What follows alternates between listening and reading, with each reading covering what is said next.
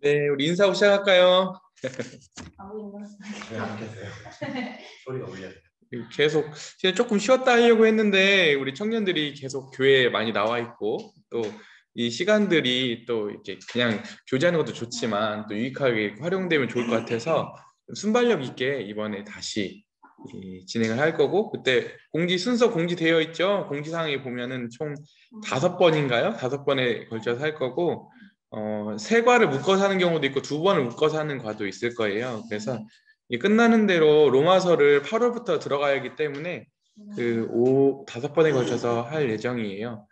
그리고 우리가 저번에 갈라디아서는 조금 그때도 우리가 편한 마음으로 우리가 뭔가 막 실행하자 이런 차원에서 막 열심내자 이런 차원이 아니라 우리 저변에서 우리 인격과 우리 삶에 그 복음의 원리가 이렇게 작용할 수 있도록 그런 측면이 있다고 하면 이게 습한다고 하잖아요. 젖어든다는 측면이 있다고 하면은 오늘 우리가 배울 이 교회에 대한 부분들은 굉장히 실제적이고 제가 왜 이게 되게 오늘 청년들에게 이 교회 소그룹을 하고 싶은 마음이 갈라디아서보다 더 이렇게 마음에서부터 이렇게 충동이 있었어요. 왜냐면 이게 굉장히 중요하거든요. 근데 이것을 제대로만 하면 굉장히 약간 개인 신앙이라고 하면 이번 공적인 신앙에 있어서 굉장히 안정성을 가질 거예요, 여러분들이. 그래서 참 감사하게도 우리 소그룹을 이게 주님이 계속 함께 해주시고 인도해 주신다는 생각이 드는 게 항상 저는 이렇게 분별한 경우들이 많거든요. 이렇게 한 가지 말씀을 통해서만 오는 게 아니라 여러 상황들을 통해서 두세 개가 겹치도록 그런. 근데 지금 공교롭게도 큐티가 고린도전서잖아요. 이 교회의 가장 교회를 다룰 때 가장 많이 다루는 말씀들이고 실제로 오늘도 그 지체 또 오늘도 은사 이런 부분들이 다 이 교회로나 겹쳐요. 그래서 오늘도 우리가 그냥 이 소그룹을 그냥 하는 것처럼 보이지만 오늘도 주님의 그 섬사하신 그 손길 안에서 우리 청년들이 참 이렇게 간섭하심 가운데 있다는 생각이 들어서 감사가 되었어요. 그래서 오늘은 이제 책이 주문을 했거든요. 근데 그 올 때까지 이번 주는 다 복사본 받으셨죠? 없으신 분들은 네, 오늘 아쉽지만 복사본으로 보고 오늘은 1, 2과 같이 나누도록 하겠습니다. 1장은요. 주님의 몸인 교회하고 교회에 관한 위대한 진리들이에요. 네. 그리고 또 하나는 뭐냐면 왜 이게 중요하냐면 교회가 우리가 주님을 섬겨간다고 하잖아요. 근데 주님을 섬기는 게 되게 막연해요. 근데 오늘도 주님의 몸인 교회잖아요. 그래서 굉장히 이 주님을 섬긴다는 게 막연하지 않으려면 교회를 알아가야 되고 교회를 섬길 때 신앙이 추상화가 안 돼. 그리고 그 성도는 안전해요. 굉장히 안전하거든요. 근데 막 처음에는 은사가 있는 것 같고 뭔가 신앙의 감각이 있는 것 같은데 교회를 모르는 사람은 나중에 가보면 사상누각이야. 불안하고 나중에 가보면 그 지체는 믿을 수가 없어. 그 사람 못 믿겠다는 게 아니라 그 신앙이 뭔가 기초가 없기 때문에 언제든지 불안정하고 뭔가 정초가 없어. 근데 처음에는 그 성도가 불안해 보여도 여기에 뿌리 박는 성도는 나중에 가보면 깊이 뿌리 박아서 상황이 와도 처음에 저 지체가 어떻게 이렇게 버텨낼까 하는데 이 부분이 잘 돼 있는 지체들은 다 그 지점들을 통과해서 주님께 쓰임 받고 뿌리를 내리는 것들을 보게 돼요. 그래서 오늘은 어떻게 보면 갈라디아서보다 더 실제적이면서도 이게 더 여러분한테는 무게를 줄 수도 있어요. 그래서 오늘 굉장히 그런 마음으로 기도하는 마음으로 했으면 좋겠고 서문에도 그렇게 나와 있어요. 서문은 읽진 않을 건데요. 오늘 기도하는 마음으로 해야 된다라고 써 있었고 또 하나는 뭐냐면 여기 이런 말이 있어요. 그 서문 머릿말에 보면은 과연 신약 성경의 교회는 무엇을 의미하는가? 교회에 관한 하나님의 뜻은 무엇인가? 교회는 본래 어떤 모습이었는가? 그렇다면 오늘날의 교회는 어떤 모습이어야 성경적인가? 이제 오늘도 정말 감사가 되는 건 우리가 있는 신앙 전통이 굉장히 성경의 근간을 두려고 해요. 모든 다른 기독교 그룹들도 그렇지만 단연 우리 형제님들의 저서들이나 접근들을 보면 성경에 굉장히 신전하려고 하고 성경의 기반을 탄탄히 두려고 하는 입장이에요. 그 말이 여기 써 있거든요. 그래서 여기 보면 머릿말에 보면 이런 말이 있죠. 머릿말은 오늘 복사 안 돼 있나요? 네. 네, 읽어드릴게요. 본 과정은 이 주제에 관하여 성경적으로 답하려는 시도입니다. 어떤 이들에게는 상고할 내용이 다소 생소하거나 대변혁적인 의미를 가져오기까지 할 것입니다. 또 어떤 이들은 오랜 기간 동안 친숙하게 알아왔던 것임을 느끼게 될 것입니다. 어느 경우에든지 주님께서 이처럼 말씀하시니라라는 권위와 만날 때 몇 번이고 도전을 받게 될 것입니다. 그러니까 오늘도 이 내용을 잘 봤느냐, 잘 이해했냐, 내가 또 잘 설명했냐가 중요한 게 아니라 오늘 제일 중요한 건 뭐냐면 오늘 이걸 하나님 말씀으로 듣는 거예요. 나도 오늘도 하나님의 말씀에 근거해서 더하지도 않고 빼지도 않고 전달해야 되는 거고 여러분들도 들을 때 성경의 권위에 근거해서 여기 보면 아까 주님께서 이처럼 말씀하시니라 오늘도 주님이 하신다는 그 말씀, 주님이 말씀하시는 것처럼 받고 그렇게 순종한다고 하면 여러분이 정말 복 있을 거예요. 이런 자세를 견지하고 오늘 들어가자. 아시겠죠? 네, 오늘 이 태도를 또 점검하고 들어가도록 하겠습니다. 그 다음 1장을 펴주시면 좋겠고요. 주님의 몸인 교회예요. 몸. 그죠? 네, 몸. 몸이 되게 중요하죠. 네, 몸이라는 게 굉장히 중요해요. 우리가 몸이라는 단어를 참 많이 쓰는 것처럼 보이는데 나는 어느 날 보면 몸이라는 단어 자체가 굉장히 좀 생소하게 다가올 때가 있거든. 몸. 그렇잖아요. 그래서 우리 좀 읽어가면서 제가 또 설명해 드릴게요. 오늘은 우리 태준 형제님이 성으로 수고해 주시겠습니다. 네. 1장 주님의 몸인 교회. 그리스도께서 교회를 사랑하시고 위하여 자신을 주신 같이 우리도 역시 교회를 사랑해야 하고 어떤 의미에서는 우리 자신을 드려야 합니다. 우리는 지상의 교회가 발전하고 번영하고 승리할 수 있도록 희생적이며 헌신적으로 사랑과 기쁨의 봉사를 위해 우리 자신을 드려야 합니다. 본 과정의 목표는 주님의 몸인 교회의 성격과 실제에 관한 신약 성경은 좀 더 중요한 원리 중 얼마를 면밀히 살펴보는 것입니다. 먼저 총체적 교회에 관한 위대하고 변하지 않는 진리들을 살펴본 뒤 각 지역교회가 어떻게 이 진리들을 삶에서 증거하는지를 살펴볼 것입니다. 시작하기에 앞서 교회 위치를 바로잡는 것은 교회 상태를 바로잡는 것과 결코 분리될 수 없다는 사실과 지역교회를 구성하고 있는 그리스도인들 자신이 교회 진리에 대해 항상 살아있는 증거가 되어야 한다는 사실을 강조하고자 합니다. 이것은 본 공부 전반에 걸쳐 계속해서 강조될 것입니다. 이제 총체적인 교회 문제로 돌아가 그 정의를 내려보고 서술해 보도록 합시다. 오늘 이 과를 시작하면서 여러분들 직관이 있기를 바래요. 딱 본능적으로 보고 이거 진짜 중요하구나.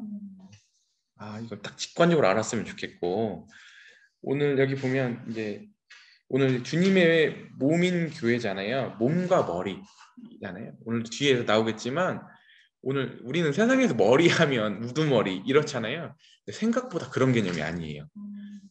오히려 그 높으신 하나님께서 우리하고 동등성, 우리하고 일치성, 우리하고 함께 하심에 초점이 있는 단어예요.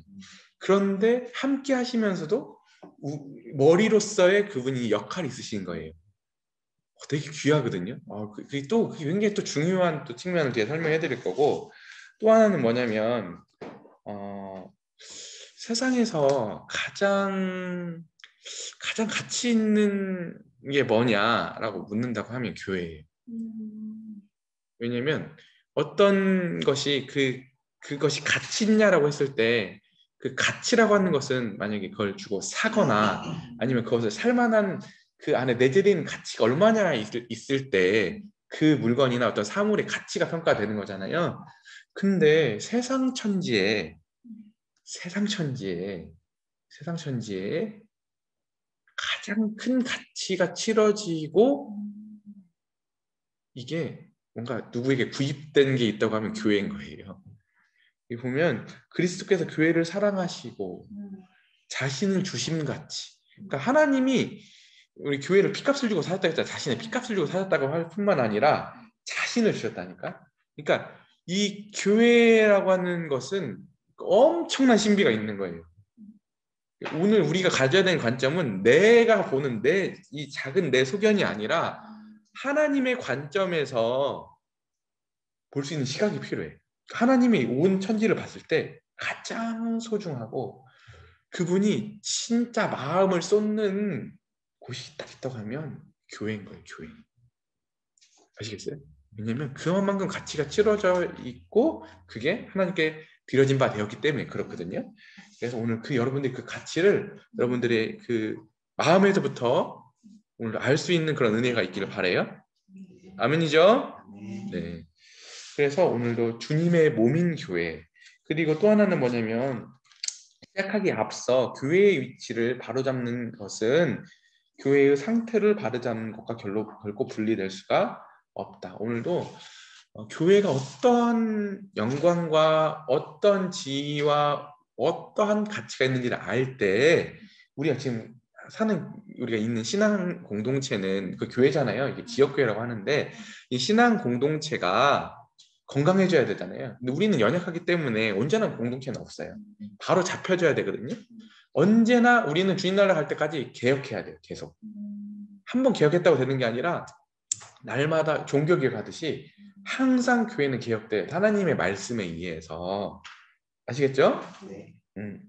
그런데 말씀에 의해서 개혁이 되어야 되는데 그 교회의 위치를 바로 아는 것이 실제로 우리의 실천하고도 굉장히 관련이 깊다는 거예요. 이것을 모르고서는 교회를 바로잡거나 교회를 개혁한다는 것은 어불성설이야. 안 돼요, 안 돼. 그래서 오늘 여러분들이 이 교회가 어떠한 가치가 있는지를 오늘 그걸 발견하고 가는 게 중요하고요. 근데 오늘 다룰 이제 개념을 하나 정리하고 들어가야 되는데 오늘 다시 하나 잘 보세요. 교회는 두 가지가 있습니다. 몇 가지가 있다고요? 두 가지가 있어요. 첫 번째는 우주적인 교회, 총체적인 교회라고. 이게 뭐라고요? 우주적인 교회? 총체적인 안 보여요. 그 교회는 안 보여요. 그리고 오늘 우리가 온골 성천교회, 또 옆에 있는 뭐 기린노교회, 또 우리만 교회가 아니에요. 옆에 있는 장로교단 교회, 감리교회, 침례교회, 또 다른 교단, 뭐 이런 교회들이 있잖아요. 다 지역교회들인 거예요. 지역교회. 아시겠어요? 두 개가 달라요. 근데 오늘은 뭘 알아야 되냐면 우주적인 교회를 다루려고 하는 거예요. 우주적인 교회. 이 교회를 먼저 알아야 돼. 이거 나랑 뭔 상관이야? 그러면 안 돼. 이것을 알 때 내가 속해 있는 지역교회가 어떤 가치가 있는지를 알게 되는 거예요. 그래서 먼저 오늘은 우주적인 교회. 우주적인 교회라고 하면 이전에는 하나님이 어떻게 했죠? 그 이스라엘을 부르시기 전에는 그죠? 어떤 족장들을 부르시고 이런 역사도 배웠잖아요. 그리고 나서 이스라엘 시작되었잖아요. 그냥 이스라엘 이제 민족 공동체를 하나님 사랑하셨어요. 예, 그들이 율법을 받고 은혜를 입은 하나님의 백성들이었잖아요. 근데 그 가운데 메시아가 오셨죠. 예수님이 오셨어요. 그리고 예수님이 오셔서 자기의 백성들의 죄를 짊어지시고 십자가에 죽으시고 부활하시고 승천하셨죠. 하나님 보좌 우편에 올라가셨어요. 그리고 누구를 보내셨죠? 성령님을 보내셨어요. 사도행전에 성령님의 오심으로 시작이 되잖아요. 그죠? 예. 그래서 이 성령님이 오셔서 이 교회가 출발된 거예요. 교회가. 근데 이 교회는 어떤 특성을 지니냐면 그거 조금 더 설명을 해드릴게요. 근데 오늘도 그 예수님이 아까 어디로 올라가셨죠 지금? 하나님 보좌 우편에 가 있잖아요. 교회의 위치는 어디냐면 우리의 위치는 어디냐면 천상에 있어요. 그러니까 여러분들 조금 다시 오늘 신학적으로 좀 정리를 하고 들어갈게요. 지금 우리가 살고 있는 세상이 있죠. 여기 1차원이, 아니 1차원, 4차원이에요. 4차원. 아시겠어요? 우리 살고 있는 세상이 있어요. 그 다음에 더 높은 차원이 있는데 영적인 세계가 있어요. 영적인 세계. 영적인 세계에는 여러 정사들, 권세들, 또 그 다음에 천사들, 그 다음에 사단 마귀가 활동하는 영역이죠. 연결돼 있죠. 영계와 우리가 살고 있는 이 지상계, 이 세계가 이렇게 구별이 돼 있지만 연결이 돼 있어요. 근데 그보다 더 높은 하늘이 있어. 더 높은 차원이 있어. 거기는 하나님이 계신 차원인 거예요. 하나님은 다 이 모든 세계에 편재이시지만 하나님만 홀로 계신 그 하나님의 보좌, 하나님의 차원이 있다고 이해되시겠어요? 근데 예수님이 어디를 가신 거냐면 하나님 보좌 우편에 계신 거예요.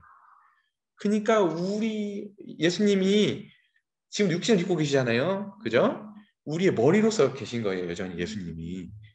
그래서 우린 이 땅을 살고 있지만 우리의 신분과 우리의 영광과 우리 지위는 어디 있는 거냐면 하나님 보좌 우편에 있는 거예요. 어마어마한 거예요. 거기는 천사들도 넘나들 수가 없어. 엄청난 우리는 천상에 있다. 우리의 위치가 이것을 알고 가야 되는 거거든요. 아시겠죠? 네. 그다음에 이제 교회의 정의. 교회의 정의. 신약 성경에서 사용된 교회라는 말은 불러낸 무리, 모임, 회중 등을 의미하는 헬라어 에클레시아를 번역한 단어입니다. 스데반은 이스라엘을 광야 교회로 묘사하기 위해 이 단어를 사용했습니다. 이 단어는 또한 에베소에 있던 이교도 무리를 가리키는 데도 사용되었습니다. 하지만 신약 성경에서 이 단어가 가장 일반적으로 사용된 것은 주 예수 그리스도를 믿는 무리를 지칭하는 경우입니다. 그러므로 바울은 하나님이 자기 피로 사신 하나님의 교회라고 말합니다. 고린도의 그리스도인들에게 보내는 그 첫 번째 편지에서 이 위대한 사도는 온 세상을 유대인, 이방인, 그리고 하나님의 교회로 나눕니다. 그는 다시 그가 회심하기 전에 핍박했던 그리스도인 무리를 포함시켜 하나님의 교회라고 밝힙니다. 교회는 하나의 조직체가 아니라 하나의 유기체라는 말이 흔히 사용됐습니다. 결국 교회는 생명 없는 제도가 아니라 살아있는 연합체, 곧 살아있고 생명 있는 하나의 생명 단위로서 한 몸을 의미합니다. 이것은 그리스도의 생명을 공유하고 성령님에 의해 살아있는 연합 안에서 함께 연결된 자들의 사귐을 가리킵니다. 교회는 제도적인 성격이 없는 생명을 소유한 사람들이 갖는 하나의 순수한 영적 교제라고 잘 불려왔습니다.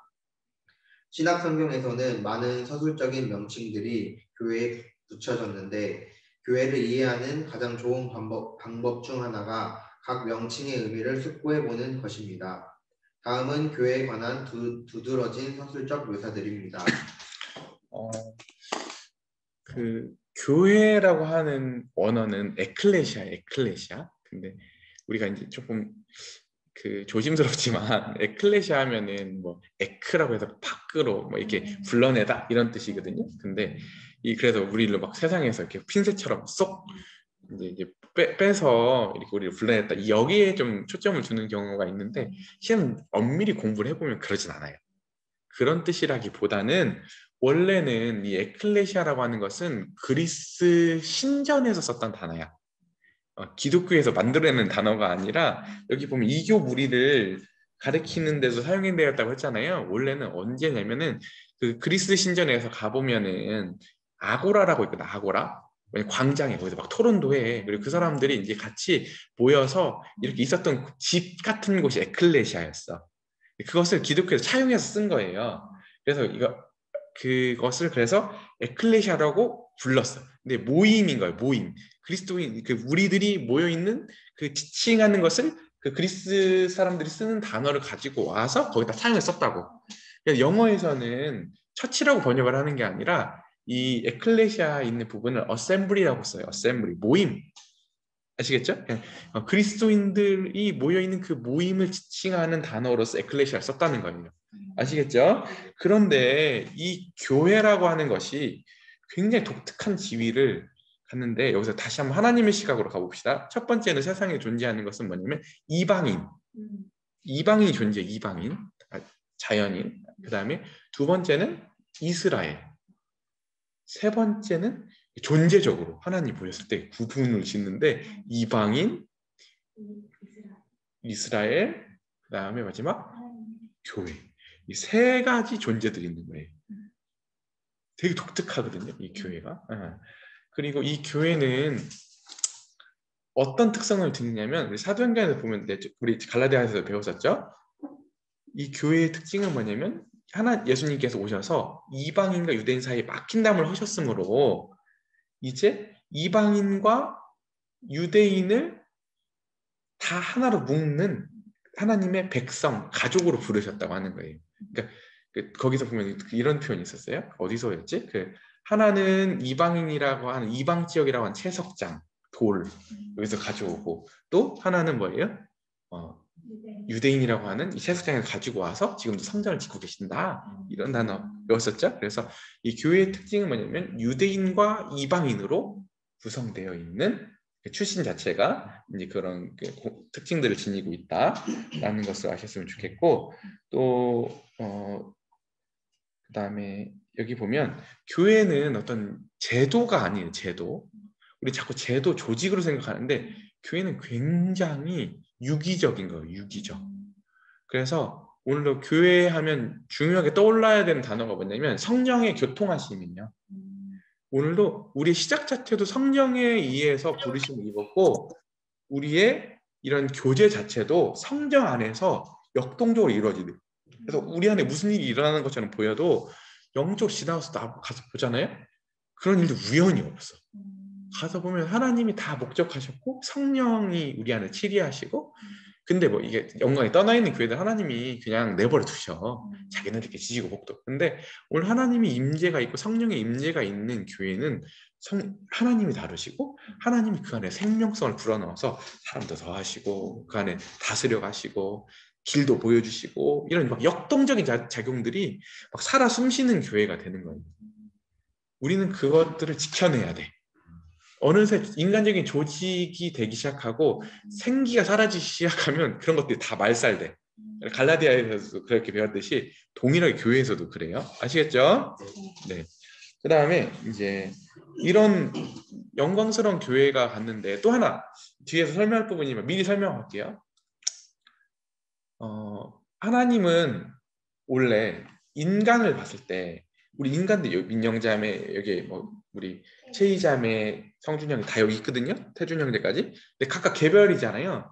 근데 하나님이 보실 때는 한 존재로 보려고 해. 그러니까 하나님이 오늘도 원래는 우리 인간은 아담이라고 하는 머리로 인해서 한 인류야. 한 존재. 하나님 봤을 때 각각 개별성을 무시하는 건 아니시지만 다 존중하시지만 또 한 인류로 보시고 한 사람으로 보시. 한 사람으로. 근데 아담이라고 하는 존재 자체는 이미 타락해서 가망성이 없잖아요. 그러니까 머리를 바꾸셨죠.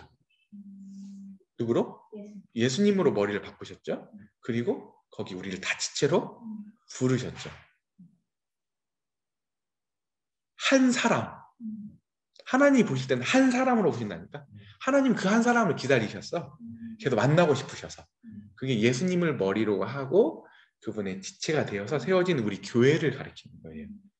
굉장히 신비롭지 않아요? 네, 오늘도 우리가 여기서 갖는 우리 지역교회 안에서도 우리 주님이 머리시고 우리가 지체지만 더 큰 차원에서 오늘 여기서 다루는 것은 우주적인 교회 안에서 예수님이 한 머리시고 우리는 다 그 성령 세례 들어봤어? 성령 침례? 성령 침례 언제 받아요? 구원받을 때. 성령 침례의 의미는 뭐냐면 그 머리 대신 예수님께 성령님께서 우리를 접붙이는 거예요. 우리가 예수님 영접하는 순간 우리는 다 누구로 달라붙는 거야? 머리신 예수님의 지체로 딱 붙는 거예요. 그 사건을 가리켜서 성령 침례랑 성령 세례라고 하는 거예요. 그래서 우리 연합된다고 하잖아요. 연합. 그게 눈에만 안 보이는 뿐이지 더 실제라면 실제인 거예요. 그게 그냥 추상적으로 예수님이 우리 몸이 되어서 이런 의미론적인 게 아니라 실제 존재적으로 우리가 예수님 우리의 머리시고 우리는 그분의 몸이 된 거예요. 하나님 보실 때 그렇게 보고 계셔. 지금도 보고 계세요. 그렇게 교회가 얼마나 중요한지 알겠죠. 굉장히 독특하면서도 굉장히 그러니까 우리가 자꾸 하나님의 시각으로 우리를 볼 수 있어야 돼. 아시겠죠? 예. 그다음 이제 우리가 그렇다고 하면 이 영광스러운 교회가 어떠한 특징들을 지니는지에 대해서 쭉 선생님이 특징적으로 나열했거든요. 하나씩 읽어가면서 설명해 드릴게요. 1. 양누리. 유대인 국가는 한 우리였습니다. 교회는 한 무리입니다. 요한복음 10장 16절에서 주 예수님께서는 이렇게 말씀하셨습니다. 또 이 우리에 들지 아니한 다른 양들이 내게 있어 내가 인도하여야 할 터이니 그들도 내 음성을 듣고 한 무리가 되어 한 목자에게 있으리라. 이 양 무리의 개념은 선한 목자의 사랑스럽고 세심한 보호 아래서 그의 음성을 듣고 따라가며 함께 사는 그리스도인들의 모임을 생각나게 합니다. 약물이잖아요. 근데 이게 더 어떻게 보면, 그러니까 어제도 제가 그 찬양을 불렀거든요. 뭐였냐면은 여호와는 나의 목자신이었나요? 아니었나? 어쨌든 여호와는 나의 목자신이 있잖아요. 그죠? 여호와는 나의 목자신이 했을 때 우리는 자꾸 목가지고 생각하거든. 근데 엄밀히 그 시편을 연구해 보면 그게 굉장히 그 왕에 대한 묘사인 거예요. 고대의 문헌들을 가서 보면 백성과 왕의 관계를 목자와 양의 관계로 묘사했다. 그러니까 오늘도 그분의 양무리가 되었다고 하는 것은 뭐냐면 그 위대하시고 그 능력이 많으시고 또 근데 그분의 통치 방식이 사랑이신 그 놀라우신 왕의 백성이 되었다고 하는 거예요. 그분의 통치를 받고 그분의 보호하심 가운데 있는 양무리가 되었다. 엄청 감사하지 않아요? 이게 교회가 그런 지위를 갖는 거거든요. 그다음에 두 번째, 하나님의 밭. 교회는 하나님의 영광을 위해 열매를 거두고자 하시는 하나님의 밭입니다. 여기에서 열매 맺는 개념이 나타나게 됩니다. 우리는 하나님의 동역자들이요 너희는 하나님의 밭이요 하나님의 집이니라. 네, 하나님의 밭이잖아요. 밭은 뭐가 없어 원래는. 밭하고 꽃하고 상관이 있어요? 밭하고 실은 오이하고 상관이 있어? 둘은 원래 전혀 상관이 없어. 밭은 원래 영광이 없어요. 자체는. 근데 그 안에서 맺는 열매로 인해서 영광을 얻는 거야. 그러니까 오늘도 하나님의 밭이라고 하는 것은 뭐가 열려? 하나님이 열린다니까. 원래 우리 밭은 아무것도 아니거든요. 근데 우리가 영광을 얻는 것은 뭐냐면 하나님의 영예를 얻는 거예요. 우리와 같이 아무것도 아닌 자들 하나님의 영예, 하나님의 밭, 꽃밭. 밭에 꽃이 원래 상관이 없는데 꽃이 맺히니까 꽃이 피니까 꽃이라고 하는 꽃밭이라는 영예를 얻듯이 우리 같은 아무것도 아닌 밭들이 하나님이라고 하는 분을 품고 하나님이라는 분이 우리 가운데 계시기 때문에 우리가 하나님의 밭이라고 하는 영예를 얻는 거예요. 감사가 되죠? 네. 그다음에 세 번째, 하나님의 건축물. 이 표현은 건축 계획을 실행 중이신 하나님을 묘사합니다. 그분께서는 교회에 산 돌들을 더하고 계십니다. 이처럼 주님께서 절대적인 관심을 갖고 계신 건축 사업에 우리의 삶이 헌신되어야 한다는 것은 얼마나 중요한 의미입니까? 그다음 하나님의 성전. 성전이라는 말은 즉시 우리에게 예배의 개념을 떠오르게 할 뿐 아니라 오늘날 하나님께서는 교회의 구성원인 거듭난 그리스도인들을 통해서만 예배 받으신다는 것을 상기시켜 줍니다. 너희는 너희가 하나님의 성전인 것과 하나님의 성령이 너희 안에 계시는 것을 알지 못하느냐. 오늘도 우리는 다 알지 못하지만 그분이 지어가세요. 건축물을. 우리가 다 그 돌이 되어서 하나의 산돌들이 되어서 예수님을 머릿돌로 해가지고 그때 고대는 어떻게 집을 지었냐면 머릿돌 하나 세우면 주변에 삥 둘러가지고 돌들을 세워갔거든요. 건축하게 할 때. 이제 이스라엘의 건축 방식이 그랬다고 해요. 예수님이 머릿돌로 해서 나머지 돌들을 계속 쌓아서 지금 뭔가 건축물을 지어져 간다고 하는 거예요. 근데 그 건축물을 지어서 뭐 하게? 하나님이 거하시는 처소가 되십니다. 하나님이 거하시려고. 천지를 창조하시는 하나님이 우리가 담을 수 없는 하나님이 우리 안에 담기려고. 엄청나죠? 예, 우리가 그 하나님의 처소가 되기 위해서 지금도 지어져 간다고 하는 말은 엄청난 거예요. 하나님이 담긴다니까요. 그런데 여기 보면 이런 말이 나오죠.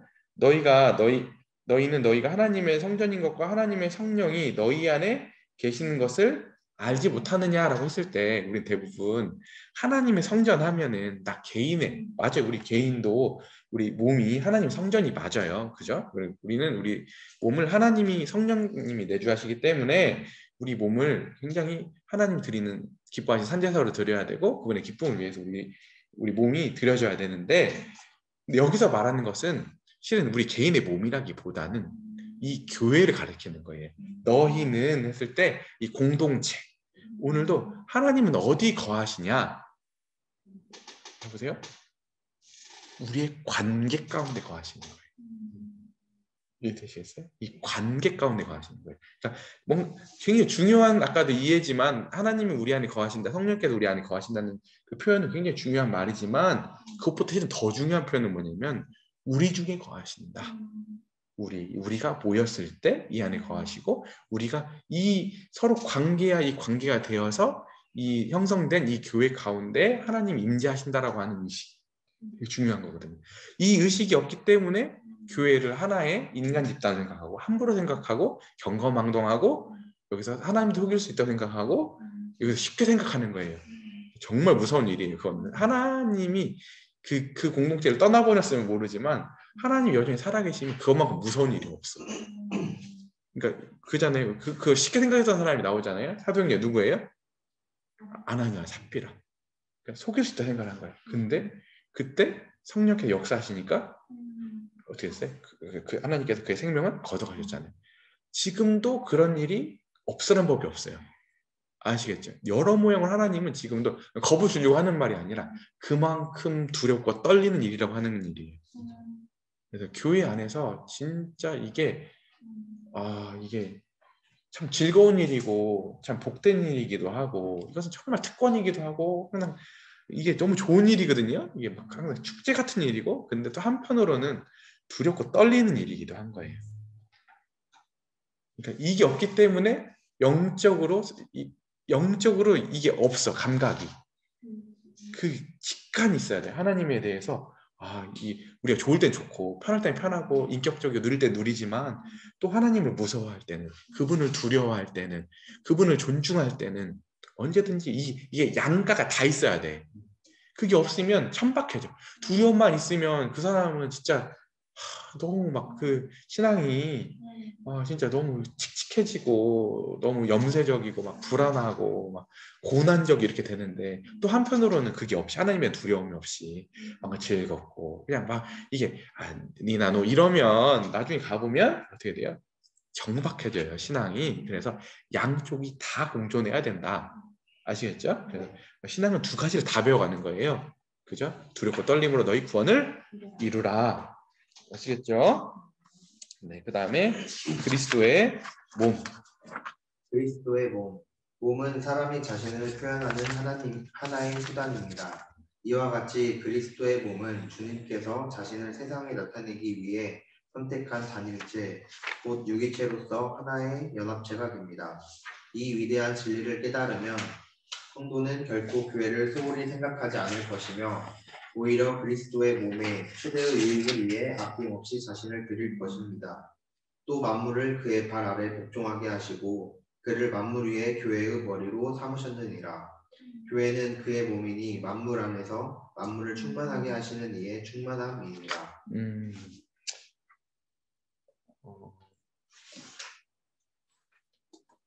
그러니까 오늘도 교회가 얼마만큼 위대한 거냐면 아까도 우리가 연결돼 있잖아요. 유기적으로 성령께서 다시 한번 예수님이 머리시고 우리는 지체고 그걸 누가 연결했다고요? 성령께서 연결하셨잖아요. 지금도 그래서 우리는 하나의 유기체가 되었죠. 연합체가 되었어요. 그런데 이 교회가 얼마만큼 영광스러운 위치에 있는 거냐면 에베소서의 말씀에 있는 건데 이 세상에서 가장 충만해. 그러니까 하나님이 만물을 충만케 하는 자의 충만이 무슨 뜻이냐면은 오늘도 하나님이 만든 피조 세계를 보세요. 오늘도 여기를 봐봐. 옆에를 봐봐요. 한번. 비어있어 안 비어있어? 비어있지. 여기 비어있잖아. 비어있잖아. 비어있는 것처럼 보이잖아요. 아닌 거예요. 만물은 가득 차 있어요. 공기가 없어? 모든 피조 세계가 가득 차 있어요. 가득 차 있어. 만물을 충만케 하신 자의 충만이 교회 안에 있다는 거예요. 이해되겠어요? 그러니까 교회가 가장 충만한 거예요. 이 신비를 영적인 눈으로 보면 천사들도 이 충만함의 이 비밀을 알고 싶어요. 지금. 그러니까 하나님이 천사들 이렇게 들여다 보는 거야. 여긴 도대체 뭐지? 어떤 충만함이 있는 거지? 천사들이 보고 싶어해. 근데 그러면 하나님이 쓱 가르치고 싶은 거야. 천사들의 세계에서 어땠어요? 반역이 있었잖아. 그러니까 너울 쓰는 모습을 통해서 교회는 질서 있겠구나. 실물도 이렇게 쓰시는 거예요. 아시겠죠? 그러니까 천사들도 알기 원하는. 진짜 이 비밀이 이 교회에 있다. 아시겠죠? 네. 그 다음에 한 세 사람. 한 세 사람. 여기서는 새로운 창조의 개념이 뚜렷하게 나타나 있습니다. 사람들 가운데 있는 모든 차이 중에서 가장 큰 차이, 즉 유대인과 이방인의 차이가 교회 안에서 폐지되었고 하나님께서는 이 두 부류의 사람들을 한 세 사람으로 만드셨습니다.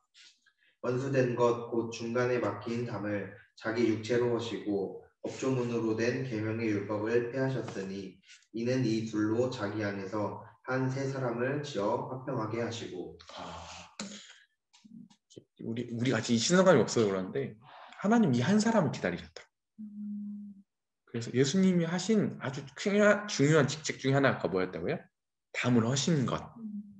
그 전까지는 이방인들은 하나님의 이 아브라함의 복과 이 하나님의 은혜의 동참을 전혀 할 수가 없었어.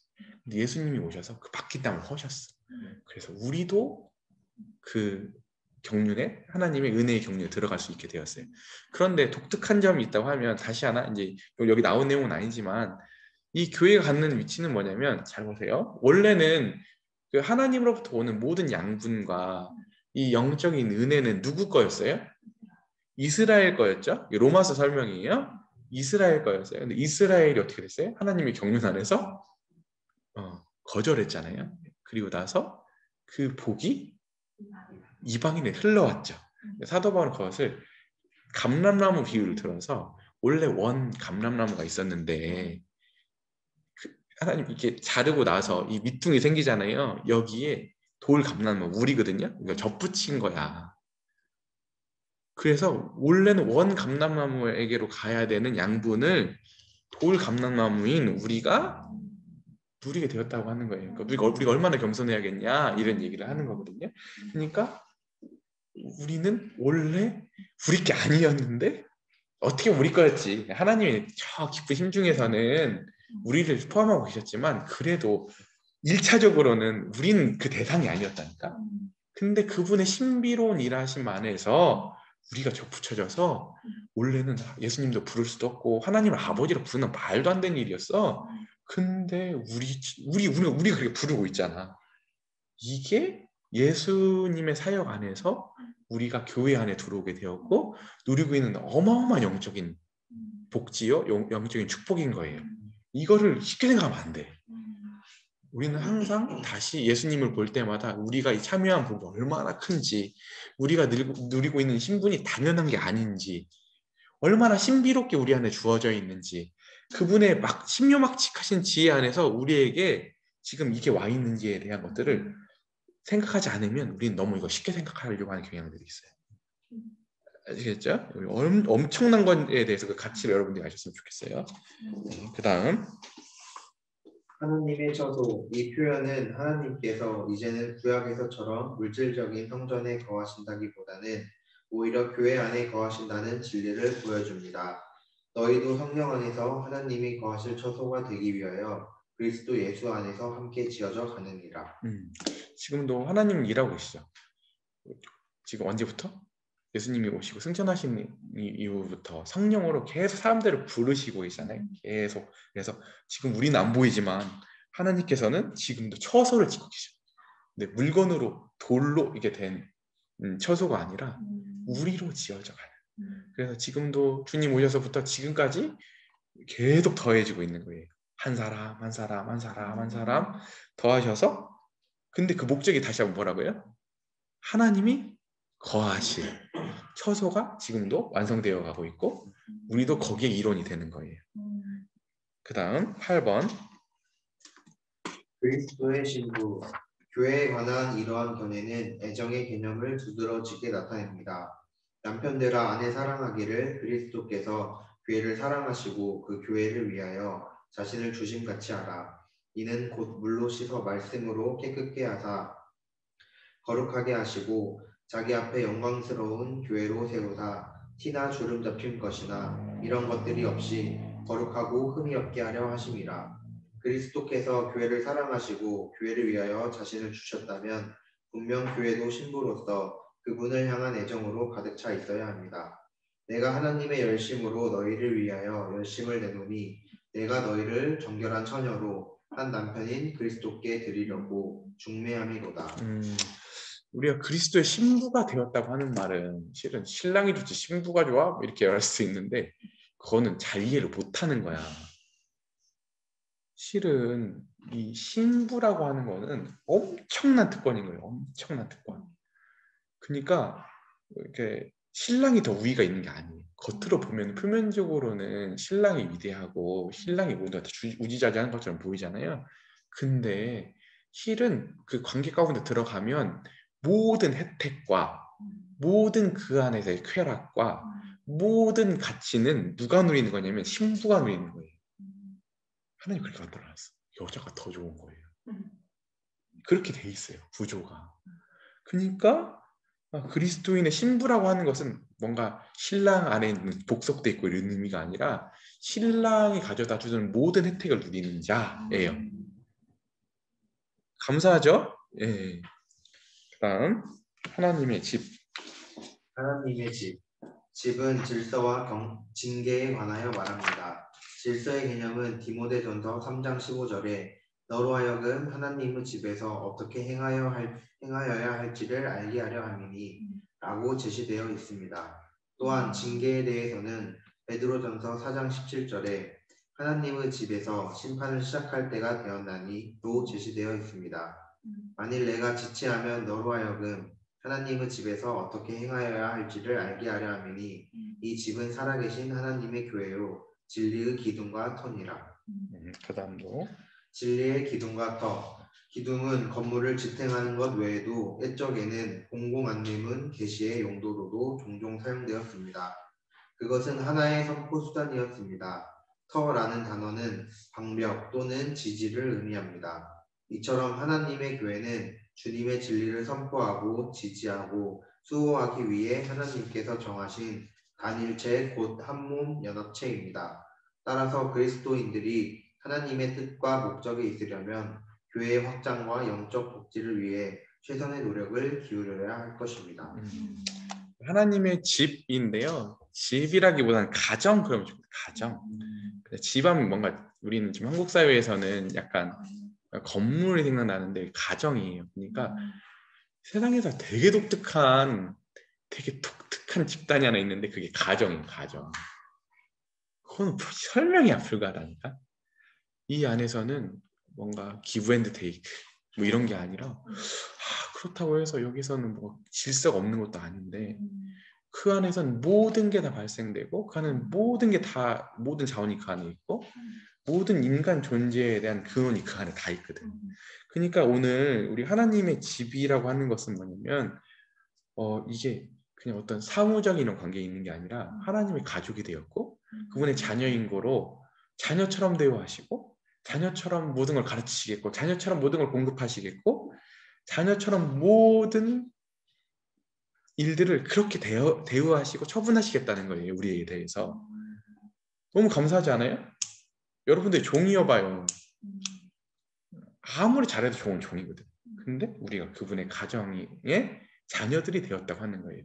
그래서 우리가 그렇다고 해서 자녀가 되었다고 해서 처음에 어릴 때는 다 받아주고 하지만 커가면 커갈수록 그 자녀로서 그 영예로운 그 또 든든함 또 그 안에 처신 특히나 명문가정일수록 그게 굉장히 그 안에 가보면 명문가정은 항상 뭐냐면 엄격한 균형만 있는 게 아니라 가보면 엄청난 누림이 있어.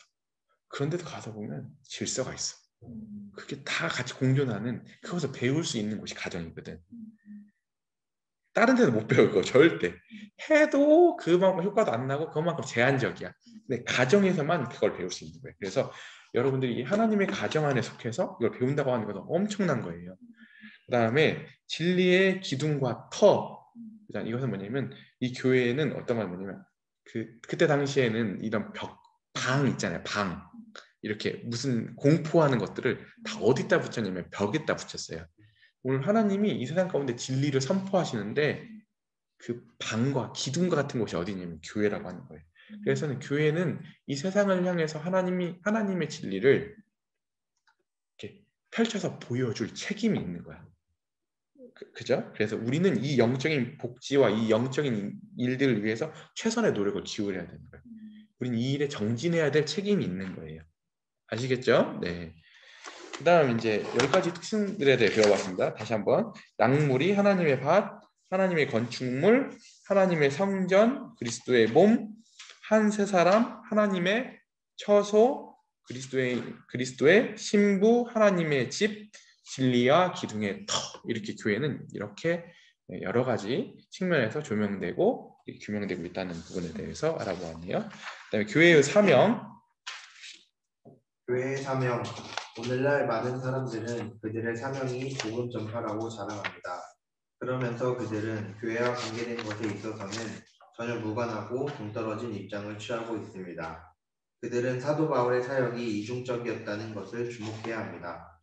사도 바울의 사역은 첫째로 측량할 수 없는 그리스도의 풍성을 이방에 전하는 것과 둘째로 모든 사람으로 비밀의 교제의 어떠함을 알게 하는 것, 즉 사람들에게 복음을 전하여 교회의 위대한 진리들의 토대 위에 세우는 이중적 사역인 것입니다. 네, 뒤에 들려주세요. 교회의 기원. 위대하고 경건한 사람들은 교회가 시작된 시기에 대하여 매우 다른 견해를 취해왔습니다. 많은 사람들은 교회가 구약에 있었던 이스라엘의 연속 또는 발전이라고 믿습니다. 어떤 이들은 구약 시대에 교회가 존재하지 않았다고 단호하게 말합니다. 단지 교회는 새로운 섭리 안에서 시작되었다고 말합니다. 후자의 견해를 뒷받침하는 것으로 다음 세 가지를 고려해 볼 수 있습니다. 첫째, 에베소서 3장 4절 5절에서 바울은 비밀이었다고 하면서 이제 그의 거룩한 사도들과 선지자들에게 성령으로 나타내신 것 같이 다른 세대에서는 사람의 아들들에게 알리지 아니하셨으니 라고 말했습니다. 다시 9절에서 교회는 태초부터 하나님 안에 감추었던 비밀이라고 말합니다. 이처럼 교회는 구약의 모든 시대 동안 하나님께서 감추신 비밀이었으며 신약의 사도와 선지자들을 통해서 비로소 드러났습니다. 둘째, 주 예수님께서는 마태복음 16장 18절에서 이 반석 위에 내 교회를 세우리니 라고 말씀하셨습니다. 바꾸어 말하면 그분이 말씀하실 그 당시에는 아직 교회가 미래의 사실이었다는 것입니다. 셋째, 바울은 에베소서 4장 8절에서 10절에서 교회에게 은사를 주신 분은 부활하여 승천하신 그리스도라고 강조합니다. 만일 교회가 주님의 승천 이전에 존재했다면 그 교회에는 지체들인 믿는 자들을 세우는 양육을 위한 은사가 없었음에 틀림없다는 강한 논쟁을 불러일으킵니다. 우리는 교회가 새로운 경륜의 시대에 시작되었다는 것을 보여줄 수 있을 뿐만 아니라 더 나아가 특히 오순절날에 태어났다고 믿습니다. 그리스도의 몸은 성령님의 침례에 의해 형성되었다고 합니다. 그렇다면 우리는 언제 성령님의 침례가 일어났는지를 결정할 수 있습니까? 사도행전 1장 5절에서 주님께서는 하늘에 오르시기 직전에 사도들에게 이렇게 약속하셨습니다. 너희는 몇 날이 못되어 성령으로 침례를 받으리라. 오순절날 그들은 다 성령의 충만함을 받고 성령님께서 말하게 하심을 따라 다른 방언으로 말하기를 시작했습니다. 그리고 이후 사도행전 5장 11절의 시기에 이르러서는 교회가 분명히 존재하고 있었습니다. 왜냐하면 교회가 크게 두려워하니라는 말씀을 볼 수 있기 때문입니다. 이 말씀은 확실히 오순절날 교회가 세워졌다는 것을 정확하게 보여줍니다. 그러니까 교회의 사명은 뭐냐? 여러 설명을 했지만 측량할 수 없는 그리스도의 풍성을 이방에 전하는 것, 둘째로 모든 사람으로 비밀의 교제였다함을 알게 하는 것. 이것은 뭐냐면 두 가지로 표현하면, 두 단어로 표현하면 전도와 양육. 예, 전도와 양육. 앞에 게 전도라고 하면 뒤에 게 양육이에요. 그죠? 아까 그러니까 측량할 수 없는 그리스도의 풍성을 이방에 전하는 것. 그다음에 그 들어온 모든 사람들이 비밀의 교제의 어떠함을 알게 하는 것. 이게 양육이죠. 교회는 이 두 가지를 놓치면 안 돼요. 교회는 너 이런 일 해? 이렇게 하나님으로 주어진 사명이 있다고 하는 거거든요. 그 다음에 교회의 기원을 보면 왜 이 말을 써놨냐면 교회의 기원에 분분해. 왜냐면 그러니까 어떤 분들 좀 신학적 오해들이 있냐면 이스라엘하고 교회하고 뭔가 연속성상에 놓고 싶어. 실제로 어떤 면에서 연속성상이 있긴 해요. 근데 교회는 굉장히 독특한 지위와 이유가 있다는 거예요. 왜 그러냐면 첫 번째는 태초부터 하나님 안에 감추었던 비밀. 그러니까 그 전까지는 안 알려졌어. 하나님이 교회가 올 거라고 하는 것을 미리라도 이렇게 뭐 계시를 해주거나 예언을 해주거나 이러지 않다가 여기 보면 신약의 사도와 그죠? 예수님의 12사도, 사도들 있잖아요. 사도들과 선지자들, 여기는 과거의 선지자들이 아니라 초대교회에서 활동했던 선지자들이에요. 그 선지자들을 통해서 비로소 드러난 거예요. 아시겠죠? 여기 선지자들은 구약의 선지자들이 아니에요. 아시겠죠? 네, 그래서 이 신약에 와서야 이 교회가 드러났다고 하는 거예요. 그 전까지는 교회가 알려지지 않다가 하나님이 꼼꼼히 감춰놨다가 탁 보여준 거야. 뭐 예수님 같은 경우는 미리 과거에 예수님 보내줄게 이렇게 예언이 있었지만 교회는 탁 감춰져 탁 나타났다. 드라마틱하게. 아시겠죠? 이제 두 번째는 이제 미래의 사실이었다. 그죠? 아직 예수님이 베드로의 그 고백에 의해서 이 반석 위에 내 교회를 세우리니 했을 때 미래형으로 되겠다. 예수님이 계셨을 때 이미 이스라엘의 교회였으면 이렇게 미래형으로 쓰지 않았을 거겠죠. 그다음에 세 번째는 뭐냐면 그죠? 네. 은사. 네. 그다음에 그 은사 아까도 여기 중요한 건 뭐냐면 예수님께서 부활하시고 승천하셨잖아요. 근데 이것을 더 영적인 그림으로 보면 예수님이 전쟁에서 승리하신 거예요. 그래서 우리는 자꾸 예수님이 십자가면은 뭐 예수님 처참하게 막 힘없이 막 그 어린 양으로만 묘사하려고 하거든요. 근데 성경의 더 큰 묘사는 뭐냐면 잘 들으세요. 예수님은 승전 장군이신 거예요. 그래서 우리가 십자가의 슬픔 이런 게 아니잖아요. 뭐예요? 십자가의 승리예요. 예수님이 승리하셨어요. 그리고 승리하셔서 하나님 보좌 우편에 가신 거예요. 승전 장군으로서. 누가 이 설교해 주셨냐면 미국 갔을 때 알렉산더 스트라코 할아버지가 이 설교를 해주셨어요. 그때 올려놨던 거에 보면은 유튜브에 보면 나와 있는데 그래서 그분이 승리하시면 승리 장군에게는 뭐가 주어져요? 전리품이 주어져요. 전리품을 받으신 거예요. 그것을 교회에 나눠주신 건데 그게 은사인 거예요. 아시겠죠? 네. 너무 감사하잖아요. 네. 그래서 우리가 신앙을 어떻게 이해하냐? 근데 그거 잘못된 거예요. 예수님을 막 엄청나게 막 그렇게 막 그때가 막 예수님 막 눈물을 막 하시고 엄청 막 처참한 어린 양, 막 고난당한 어린 양으로만 이해하는 것은 굉장히 캐톨릭 영향이 큰 거예요. 원래 기독신앙의 예수님에 대한 이해는 뭐라고요? 승전 장군이신 거예요. 영성이 그렇게 달라지는 거거든요. 네. 그래서 우리가 예수님의 고난을 우리들이 진짜 감사해야 되고 그분의 희생에 대해서 우리가 잊을 수 없지만 하지만 우리의 영성과 우리의 지향점 승리에 있다고 하는 거예요. 아시겠죠? 네. 그 다음에 이제 마지막 그리스도의 몸은 성령 침례에서 형성되었다. 아까 설명해드렸죠? 왜 그런지. 예수님이 머리시고 지체인 우리가 성령님에 의해서 연결되는 이 사건을 성령 세례, 성령 침례라고 한다. 아시겠습니까? 네, 여기까지 하시겠고 그다음에 교회는 어떤 비전이었다? 유대인과 이방인의 구분 없으시고 교회는 유대인과 이방인이 한 가족이 되는 비전을 품고 있는 공동체다. 이렇게 하셨으면 좋겠습니다. 시간이 읽어 했는데 시간이 많이 지나갔네요. 1시간 지나갔네요.